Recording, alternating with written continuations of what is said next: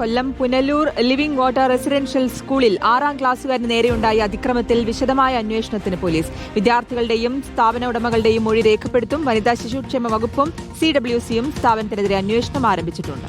സ്ഥാപനത്തിന്റെ licence suspend ചെയ്യുന്നത് ഉൾപ്പെടെ പരിഗണനയിലാണ്. സ്ഥാപന ഉടമകളുടെ കൂടി വിശദീകരണം പരിഗണിച്ചായിരിക്കും ഇക്കാര്യത്തിൽ തുടർ നടപടികൾ ഉണ്ടാവുക. സ്വാന്തന സാജുവിനോട് വിവരങ്ങൾ ചോദിക്കാം. സ്വാന്തന, ഇന്നലെ ഈ സ്ഥാപനത്തിന്റെ തൊട്ടടുത്ത് തന്നെ താമസിക്കുന്ന ആളുകൾ പറയുന്നുണ്ടായിരുന്നു, എല്ലാ ദിവസവും മിക്ക ദിവസവും അവിടെ രാത്രി കുഞ്ഞുങ്ങളുടെ കരച്ചിൽ കേൾക്കാറുണ്ട്, അവിടെ ബാലവേല നടക്കുന്നുണ്ട്, ഈ കുഞ്ഞുങ്ങളെ ക്രൂരമായിട്ടാണ് അവർ പീഡിപ്പിക്കുന്നത്, ഭക്ഷണവും വെള്ളവും പോലും കൊടുക്കാറില്ല എന്ന്.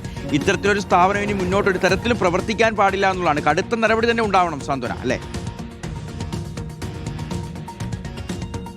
ഷിഹാസ്, ശ്രുതി, ഇന്നലെയാണ് ഈ സംഭവം പുറത്തു വരുന്നത്. മോഷണം ആരോപിച്ചുകൊണ്ട് ഒരു 12 വയസ്സുകാരനെ തലകീഴായി കെട്ടി നിർത്തി അടിച്ചു എന്നുള്ളതായിരുന്നു ആദ്യഘട്ടത്തിൽ പുറത്തു വന്ന ഒരു വാർത്ത. കൊല്ലം ജില്ലയിലെ പുനലൂരിൽ പ്രവർത്തിക്കുന്ന ലിവിംഗ് വാട്ടർ റെസിഡൻഷ്യൽ സ്കൂൾ എന്ന സ്ഥാപനത്തിലാണ് ഇത്തരത്തിലൊരു സംഭവം ഉണ്ടായതായുള്ള വിവരം പുറത്തു വന്നത്. അതിനുശേഷം ഷിഹാസ് പറഞ്ഞതുപോലെ തന്നെ ആ പരിസരവാസികളായ ആളുകളടക്കം നിരവധി പേർ ഇതുമായി ബന്ധപ്പെട്ടിട്ടുള്ള പരാതികളുമായി രംഗത്തെത്തി. പ്രത്യേകിച്ച് ഈ രാത്രിയിൽ കുഞ്ഞുങ്ങളുടെ കരച്ചിൽ കേൾക്കാറുണ്ട്, അതുപോലെ തന്നെ അവരെ സ്കൂൾ വിട്ട് വന്നാൽ ഉടൻ തന്നെ പച്ചവെള്ളം പോലും കൊടുക്കാതെ കഷ്ടപ്പെടുത്തുന്ന കാഴ്ചയൊക്കെ തന്നെയും ആ കോമ്പൗണ്ടിനുള്ളിൽ നിന്ന് കാണാം. അതിനകത്ത് എന്താണ് നടക്കുന്നത് എന്ന് പോലും അറിയില്ല, കാരണം അത്ര വലിയ മതിലൊക്കെ കെട്ടിവെച്ചിരിക്കുകയാണെന്നൊക്കെ അവിടെയുള്ള ആളുകൾ ഇന്നലെ പറയുന്നുണ്ടായിരുന്നു. അപ്പോൾ അത്തരത്തിൽ എന്തൊക്കെയോ അതിനുള്ളിൽ നടക്കുന്നുണ്ട് എന്നുള്ളതാണ്. പക്ഷെ അതെന്താണ് നടക്കുന്നത് എന്ന് അറിയുന്നതിന് വേണ്ടി തന്നെയാണ് ഇപ്പോൾ പോലീസ് കൃത്യമായ അന്വേഷണം വ്യാപകമായി തന്നെ നടത്താൻ വേണ്ടി തീരുമാനിച്ചിരിക്കുന്നത്. അത് മാത്രമല്ല, ഇന്നലെ ഈ മർദ്ദനം ഏറ്റിരിക്കുന്ന കുട്ടി തന്നെ പറയുന്നുണ്ടായിരുന്നു, ആദ്യമായിട്ടല്ല ഈ സംഭവം നടക്കുന്നത്, ഇതിനു മുൻപ് മർദ്ദിച്ചിട്ടുണ്ട് എന്നുള്ള കാര്യങ്ങൾ വ്യക്തമാക്കിയിട്ടുണ്ടായിരുന്നു. അതുകൊണ്ട് തന്നെ അവിടെ താമസിച്ചു പഠിക്കുന്ന വിദ്യാർത്ഥികളെയും അതുപോലെ തന്നെ അവിടുത്തെ മറ്റ് ജീവനക്കാരെയും ഒക്കെ തന്നെ വീണ്ടും